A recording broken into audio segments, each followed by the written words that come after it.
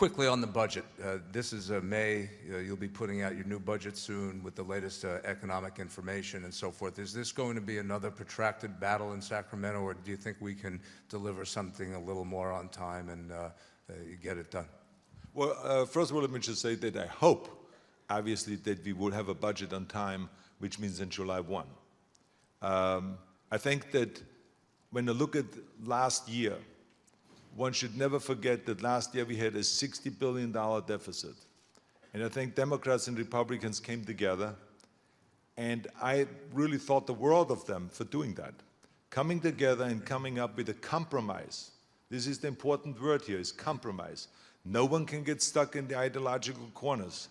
And that's what happened last year. We had to make tremendous cuts in programs, which some of the legislators didn't like, and we had to create revenue increases, which some of the legislators didn't like.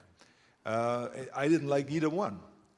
I don't like to make all of the severe cuts in some of the programs, nor do I like the increase in revenues that we have to make. But when you are faced with the reality of the $60 billion, you got to act. Because no action is the worst thing. And so we acted, we came together, and we did the budget. And I think because of that, now we were able to sell the bonds this year. Every time the Treasurer went out with the bond sales, went out with bonds, we sold more than anticipated. So it shows that the confidence in the financial market in California, and I think it's very important for us to continue selling that message, that we can get along, that we can solve the budget problem. This is one more year of a deficit, which is, like I said earlier, $20 billion.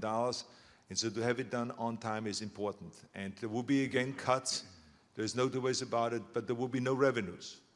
There will be no increase in revenues, no tax increases whatsoever. This will all be done with cuts and living within our means. That is the way we will do it. And we have to do at the same time everything that we can to reform the pension system, like I said, so that we can cut down our obligation there, and also make sure that we do budget reform and tax reform. And why those two things are the most important thing is because we are in this mess not because of the economic slowdown alone. I mean, that's what some of them make you believe. But the reality of it is we had a decrease in economic activities by 2.8% in California last year. But our decrease in revenues was 27%. And it was because we have a failing tax system that relies so heavily on income tax and capital gains tax that 53% of our total revenues come from that category. And so when you have an economic slowdown, it's not anymore, your income is not anymore and your revenues based on your own economic activities in California, but it's based on Wall Street. And of course, Wall Street, as you know, declined from 14,000 to 6,500. And this crash, we now suffered because of that. So we, in that category of personal income and capital gains tax, we lost 60% of our revenues. And that overall was a 27% drop in our revenues. So this is why we have had such a huge, huge hit. And this is why we had to make all those cuts. So in order to prevent that, we have to create more stable revenues that don't fluctuate that much and make our system so volatile. We have the most volatile tax system in the United States. Other states don't, they have their decrease in revenues, but they can handle it much easier because they have more stable revenues. So this is why I've been since 1 year talking to the legislature about reforming the tax system. But of course, this is something that is very hard to do because Democrats are screaming about it and Republicans are screaming about it. You know, we had a bipartisan tax commission that came up with great recommendations, but immediately it was attacked by Labor and by the Democrats, and on the other side it was attacked by the Chamber of Commerce. So I mean, so it's very hard to do, but it doesn't mean that we shouldn't do it.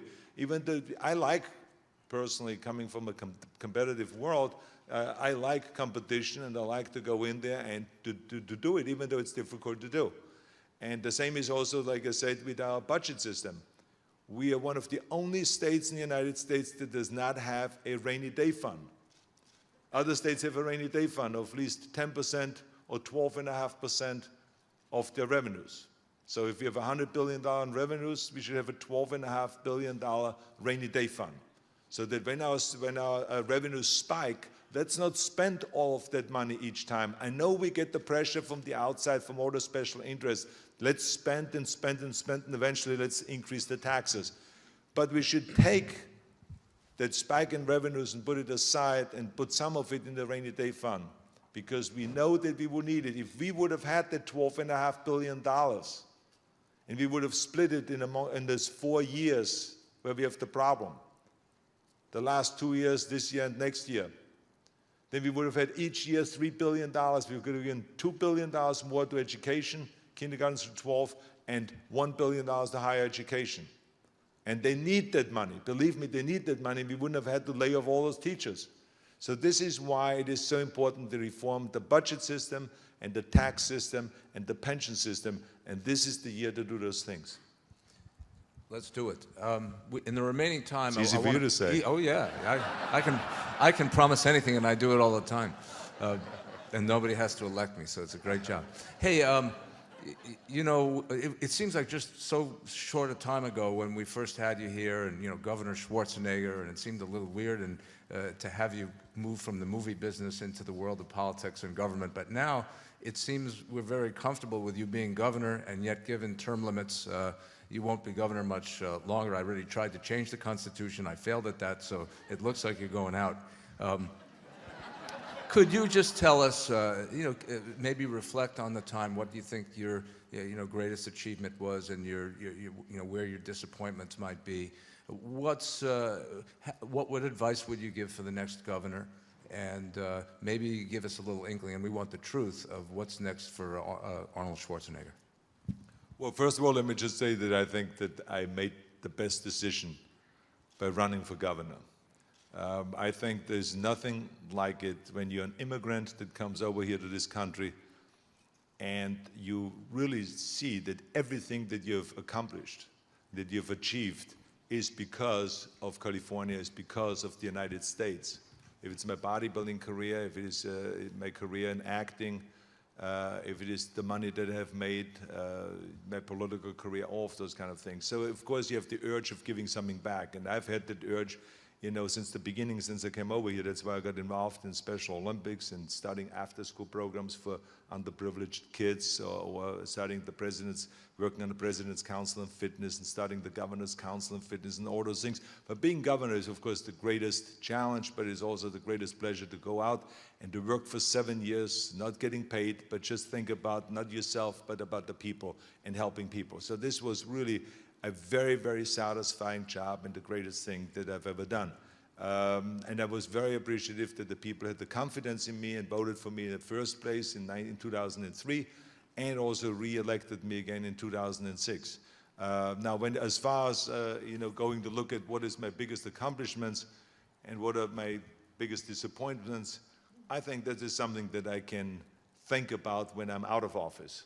So when I sit down and start writing the books and all of those kind of things, then I can start looking into that. But right now, I think it is so important to keep focused, not to think about those kind of things, but to stay focused on what is ahead of me.